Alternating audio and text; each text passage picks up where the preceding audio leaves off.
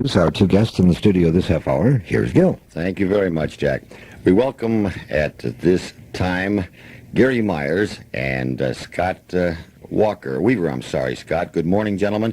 Our scheduled guest of the hour, Ray Hummel, was unable to make it because of a booking engagement down in Indiana.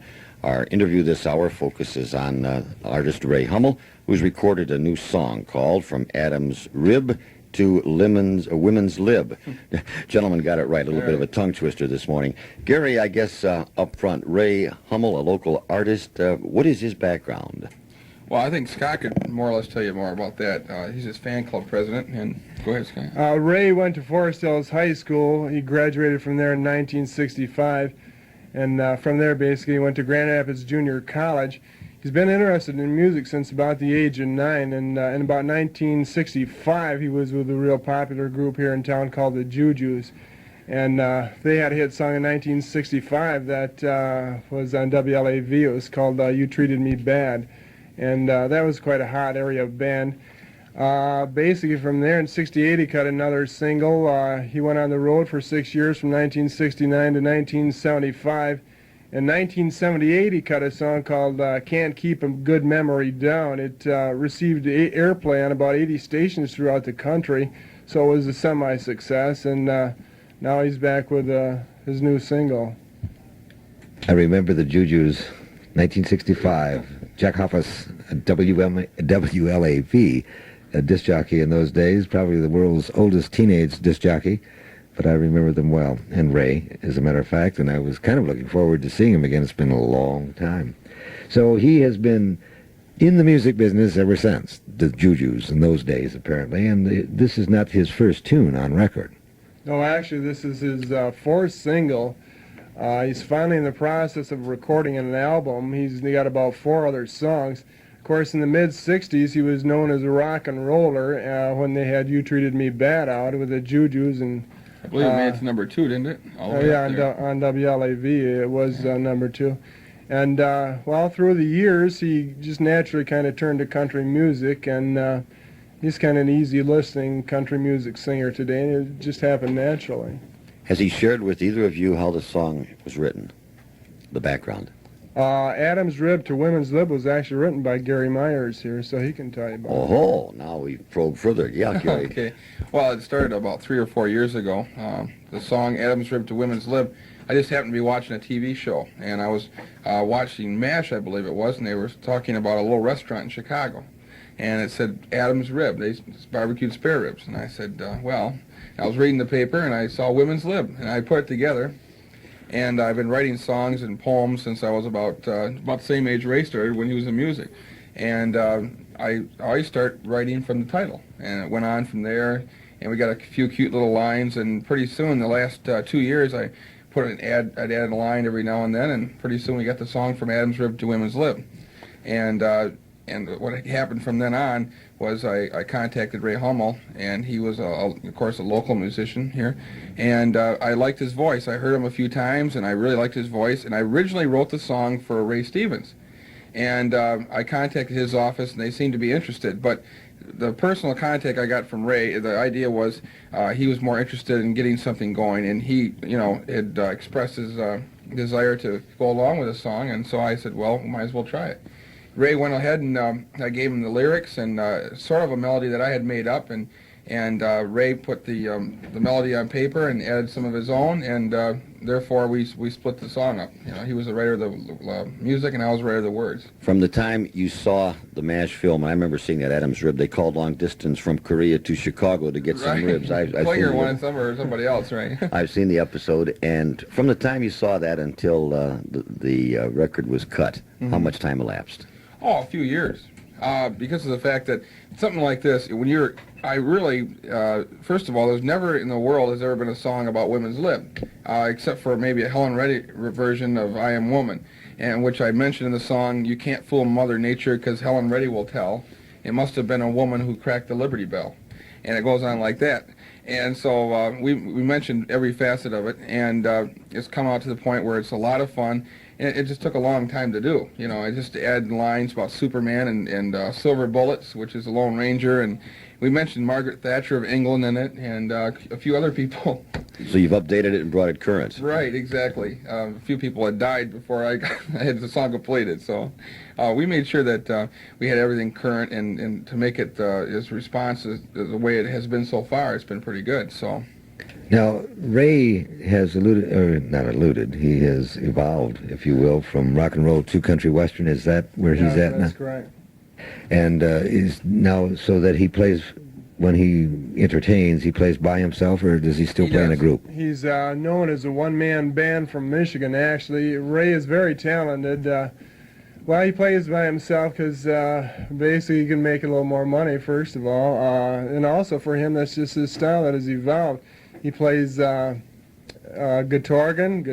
harmonica, banjo, the mandolin, keyboards, and then he's got kind of a synthesizer machine in his act. So he's known as the one-man band from Michigan, and he's very skilled at doing that. Now, Gary, this label that when you and Ray finally got it together in terms of the new tune, From Adam's Rib to Women's Lib, it's on a label called Renegade Records. Is it a local? No, that's right out of Nashville, Tennessee. It's the label Ray has been using for the last 4 years. When I wrote the song and gave it to Ray and we put it together and we recorded it locally at a studio, ASP Records in Comstock Park, and we sent the record out to be pressed at Renegade Records there. The gentleman, Chuck Chalman of Nashville, is his producer. Well, he in turn published it right away, which made us very happy. You know, it's kind of an honor to have your song published so soon as that. And then a national distributor got a hold of it, which we have on the record already, and so that's 2 pluses. But the thing is, it really helped to have Ray previously working with these people before. So what, has it got distribution to the point where it's being played on radio stations? Well, we're using Grand Rapids, mainly in Holland and Muskegon as a testing area right now. The distributor picks up after, I'm learning a lot about this business, by the way. I've never been in it before, but now I'm learning. If you, for instance, if it does well in Grand Rapids, which it has been doing, it's just starting, but we've gotten good response, we'll go to Detroit with it, and then they in turn order from our distributor. And then we go on for different cities. So it takes quite a while sometimes to get a record out all over the country. For instance, if a record starts in California, sometimes it's weeks and months before it's a brand new song on the other side of the coast. So, you know, it's just a crazy business. You making any money at it yet? Well, we not yet. The phone bills really get up there when you call these radio stations from day to day to see how the record's doing.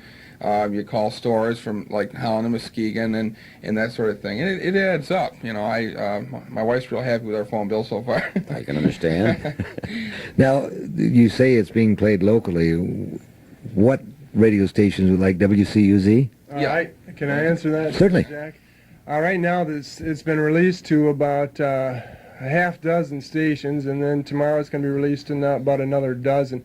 Right now, in fact, it just made the playlist at WZND in Grand Rapids, which is the country music station, and of course they cover western Michigan. Zealand. Yes. Right. Yeah. Excuse me. Yeah. And also it's WJPW. It's being played there now. It's being released to some of your competitors here in town, CUZ and WOOD, and we've got to wait on the word from them, but it's being released right now to about 18 stations, and if it goes over fairly good, then it'll be released to the Flint, Lansing, and the Detroit markets as well. And also WGRD, which brings the point, we've got sort of a crossover tune here. We've got a rock and roll station that said we'll play it. We've got a mellow station that says we'll play it, and then a country station, which makes us pretty happy because it's a novelty song, and we're glad it came out that way. So Now, with WCUZ, I think of WCUZ because they are country western, Right. basically, and so you are not. They haven't given you the word as to whether they're going to put it on their playlist yet. No, they really haven't. Of course, there's the CUZ-FM and then the AM operation, and the AM is where it's charted. We just want exposure for the song, but it's also very important to get it on the AM charts because then it starts showing up and Right. other stations throughout Michigan and the country will notice it, hopefully. And it's a real good song, we feel, and it's just got to get a little exposure. Yeah, CUZ FM just told us today they're playing it. They're starting it right now. They were supposed to start it last week, but something happened where, you know how that goes in radio business. We might ask what a playlist is for those of our audience who are not acquainted with programming. Well, it varies from station to station. On WZND in Zealand, for instance, they have a top 40 playlist, which they get from different trade magazines such as Billboard, Cashbox, and Radio and Records, and of course from the people throughout the country who release the records to them. In Grand Rapids, unlike WCUZ, for instance, the playlist is a little bit tighter, which makes it harder, but their playlist is about the top 30 here. Playlists, I can relate to them well. In my day, there used to be the top tune list. You know, you could pick it up at your favorite record store. I don't even know if they have those anymore, but I know every week they were published and the pictures of the jocks were on the front or the back or in the middle. It was uncanny. And, of course, with my bald head, it really stood out. The Wolfman Jack of Grand Rapids. That's right. Okay. Some of the playlists are still around. Let's talk to Scott, for example. Scott Weaver, how did you happen to end up being the president of the Ray Hummel fan club? I just met Ray really for the first time about this January, and I'm a record collector. I've got 8,000 singles at my home in Ada from about the late 50s to about 1972. And in that collection I've got about 60 to 80 songs by local people such as Ronnie Frey and the Plagues and the Phlegethon, the Soul Benders, on and on. And so when Can't Keep a Good Memory came down in 1978, I saw it in the charts in Myers and all the record stores where it's also available now, but I never bought it. I just never got around to it. So I wrote him a letter one day, and I said I liked the song called Can't Keep a Good Memory Down, and did he have some copies?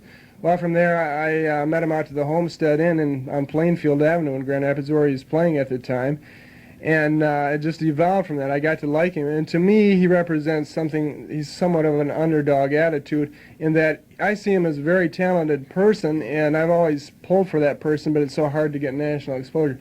So I just got to like him, and he was very open about the direction he was headed and everything, and it just evolved. And he had a fan club here about 2 or 3 years ago, but it kind of dissipated due to one thing or another, and so he asked me if I'd be willing to do it, and I said yes. It's just a hobby, more or less, but that's how that evolved. God, your collection of records, I suppose you and I could relate or reminisce forever, because I, through the 60s, was so involved with rock and roll, as it were. Ray Hummel, I remember him well. Again, he was going to be here with us, but he's entertaining in Indiana. He's got to play in southern Indiana, and it's in Tell City, which is on the Kentucky-Indiana border. And he's got to start playing Monday night, and it just takes too long. It takes about 8 to 10 hour drive to get down there, and being a one-man band, it takes some time to set up. So we were a little fouled up on that point, and when we finally found out that we had to be down here this morning, and we wish Ray Hummel could have been here, but he expressed his regrets, of course, because he loves doing these. Well, we have his record that he has recorded. Obviously, we have Gary Myers with us, and Gary is the one that wrote the tune. The two, Gary and Ray Hummel, collaborated. Gary wrote the lyric, and Ray wrote the music. And the end result is this particular record. It's playing. I don't understand. What we have to do, Gil, perhaps you will chit-chat just a minute with him while I set it up again. You betcha, Jack. Delighted to do so. We might ask... I have to interrupt by saying that we don't play music around here anymore. In all the years that I have spun records, We appreciate you doing it. very seldom I put a record on the turntable back here, and I put it on, and I've got it in what we call Q, and it's just been playing away like crazy. Yeah. We might ask Scott now while Jack tends to the mechanical end of the business. How many members are there in the Ray Hummel fan club? Well, I'll tell you right now, we've got about, I just went through the thing, because we've got the first fan club newsletter coming out the 1st of July, as a matter of fact, and I've been working on it for months, but there's about 200 members. Do they pay dues? Yes, they do. The dues are $4 a year, which includes your usual privileges. Now, in rock and roll, there aren't really fan clubs. In country music, it's a very popular thing. Dues would include, for instance, like an 8x10 picture, 4 quarterly news releases on them, a dues card, fan club button, quite a few other things about the music of country country music. So it's a value for those who love country and western. Yes, it is, and basically it's a grassroots support for the artist so that he can begin to spread his name and get a little bit more publicity. All right, gentlemen, I think we're ready now.